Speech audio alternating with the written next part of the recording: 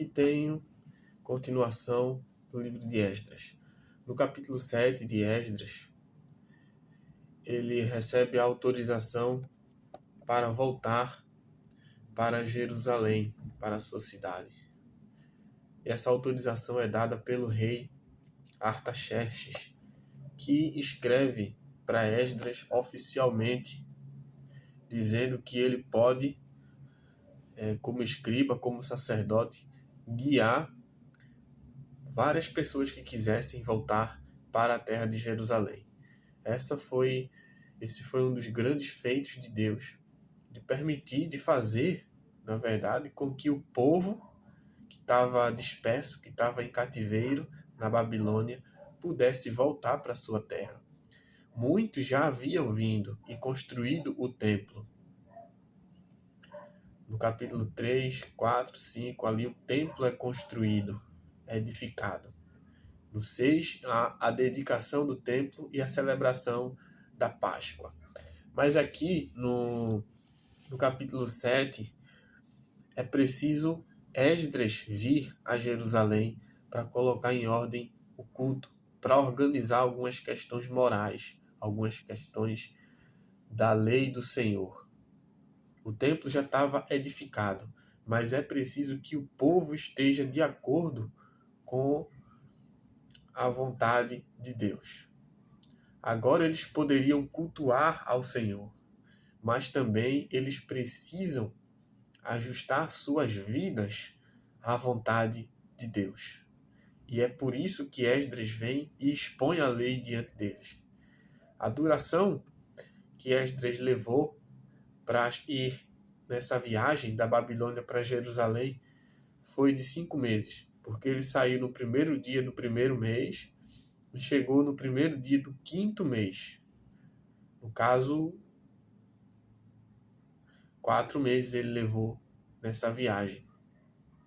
Então, foi necessário ele vir, porque ele era conhecido como alguém que conhecia a palavra, conhecia a lei. E o rei Artaxerxes escreve para ele: estou decretando que qualquer no meu reino que quiser voltar, entre os levitas, entre todos os sacerdotes, qualquer pessoa de Jerusalém que quiser voltar para a sua terra, pode fazer, sendo guiado por Esdras.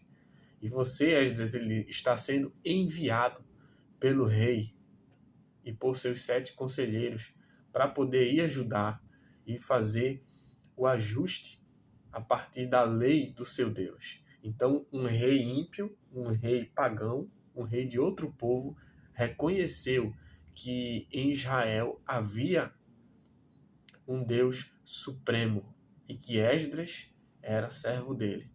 Israel era o seu povo. Então ele decreta que Esdras volte com prata, com ouro, com muitos israelitas e também com a liberdade para oferecer sacrifícios, com recursos para comprar animais, carneiros, cordeiros, novilhos, tudo que fosse necessário para oferecer ao Senhor em Jerusalém. Então ele dá uma carta branca a Esdras dizendo: você pode fazer o que for melhor para ir e fazer de acordo com a vontade de Deus. E muitas pessoas voltaram com ele. Aqui no capítulo 8, chefes de famílias que voltaram com Esdras. E no versículo 27 é dito: bendito seja o Senhor de nossos antepassados, que pôs no coração do rei o propósito de honrar desta maneira o templo do Senhor em Jerusalém, permitindo não só que o culto fosse feito, mas que a lei do Senhor fosse levada e aplicada ao povo. A bondade do Senhor favoreceu-me, diz Esdras, perante o rei.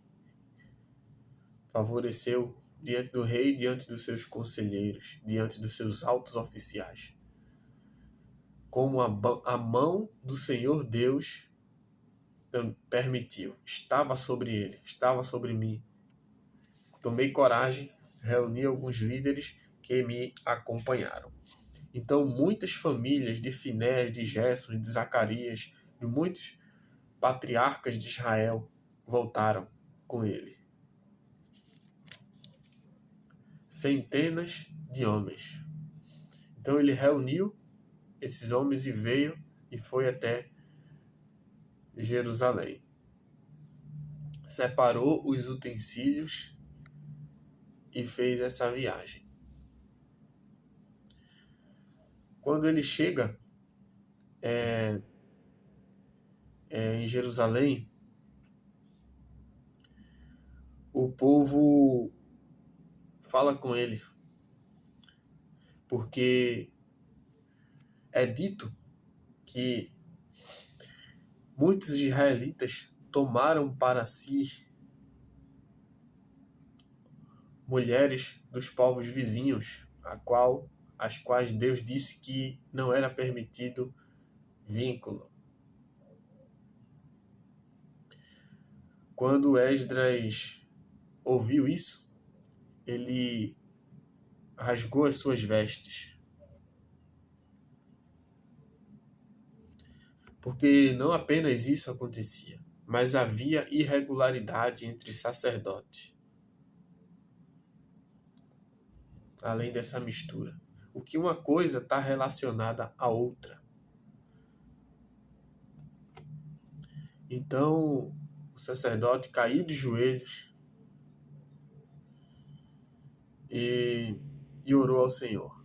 Aqui é uma das orações mais fortes de arrependimento, de intercessão pelo povo da Bíblia.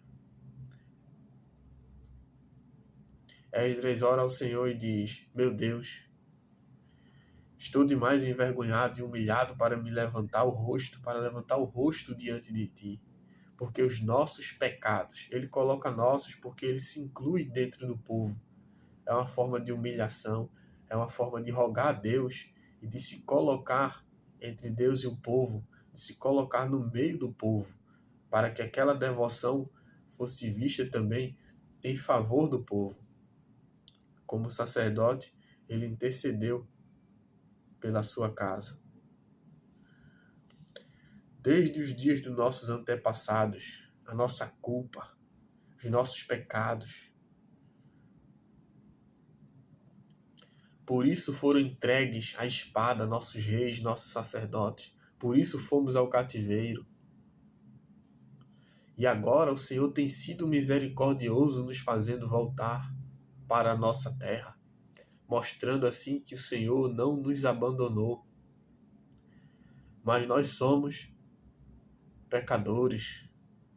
Apesar de tudo isso, não temos totalmente o coração para buscar o Senhor. O que será de nós? Nós abandonamos os teus mandamentos, que nos destes por meio dos teus servos, os profetas, a terra que o Senhor nos deu para conquistar, nossas más obras. Ó Senhor Deus, Tu és o Deus justo, e até hoje nos deixaste sobreviver como remanescente. Aqui estamos diante de Ti com nossa culpa, embora saibamos que por causa dela nenhum de nós pode permanecer na Tua presença. Enquanto Esdras orava, o povo ouvia, e alguém tomou a palavra. Secanias, filho de Jeiel, um dos descendentes de Elão, disse: nós fomos infiéis a Deus, mas nós queremos consertar isso. Façamos um acordo. Todos aqueles que contraíram matrimônio com mulheres estranhas e até tiveram filhos, nós mandemos de volta essas mulheres com seus filhos para as suas terras, se assim é do agrado de Deus. Num prazo de 3 dias, todos os homens tinham se reunido em Jerusalém e acataram este acordo. A comunidade toda respondeu: você está certo, devemos fazer o que diz, embora há muita gente aqui. Então, eles se dispuseram a fazer essa purificação no meio de Israel, que agradava a Deus. Esdras escolheu chefes para o povo, para melhor condução. E aqui tem uma lista na última parte do livro, no último capítulo, de alguns que contraíram esses matrimônios indevidos. E aqui ele cita vários nomes, dentre os descendentes de Jesua, filho de Josadaque, e seus irmãos Maazéias, Eliezer, Jaribe, Gedalias, e apertaram as mãos em sinal de garantia de que iam despedir suas mulheres, e cada um apresentou um carneiro do rebanho como oferta pela culpa. E aqui cita outras pessoas. Várias pessoas. Todos esses tinham casado com mulheres estrangeiras e alguns tiveram filhos dessas mulheres. E aqui termina o livro de Esdras. Primeiro, há um decreto real de Ciro para que o povo volte. O povo constrói o templo. Depois há um decreto de Artaxerxes, depois de toda a edificação do templo, da dedicação, dos sacrifícios, da alegria. Esdras vai no capítulo 7 para organizar a lei diante do povo. Organizar o povo, na verdade, diante da lei. E o destaque é uma das orações mais profundas e completas de arrependimento. E vemos então que Deus tem misericórdia do seu povo e que o povo também se dispõe a se humilhar e seguir conforme a vontade do Senhor. Este é o livro de Esdras. Ficamos por aqui.